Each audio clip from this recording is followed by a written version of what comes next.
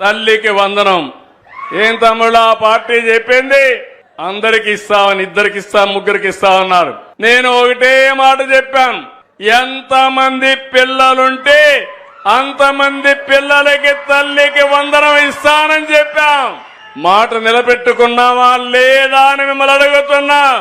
నిలబెట్టుకున్నామంటే చేతుల పైకెత్తండి. ఇది తెలుగుదేశం పార్టీ విధానం. ఇది మన యొక్క విశ్వసనీయత అవునా కాదా తమ్ముళ్ళు అని అడుగుతున్నా. నేను దారులు ఎత్తుక్కోలా.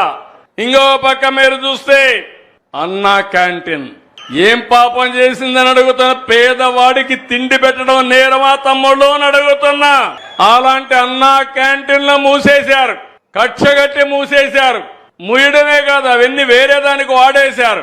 మళ్ళీ నేను వస్తానే 207 అన్నా క్యాంటీన్లు ప్రారంభించి పేదవాడికి కడుపు నిండా తిండి పెట్టిన పార్టీ ఎండి, అవునా కాదా? ఎక్కడన్నా నియోజకవర్గాలు లేకపోతే అన్ని నియోజకవర్గాల్లో అన్నా క్యాంటీన్లు ఉంటాయి. ఏ పేదవాడు తిండి లేక బాధపడడానికి వీలు లేదు. మన నాయకుడు ఎన్టీ రామారావు గారు తిరుమలలో అన్నదానం పెట్టాడు.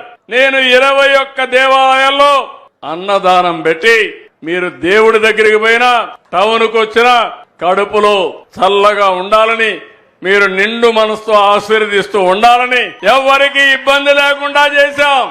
తమ్ముళ్ళు ఇదే కాదు, నేను ఒక మాట చెప్పాను, పిల్లలకు చదువు బాగా రావాలి. చదువు రావాలని టీచర్ కావాలి కదా.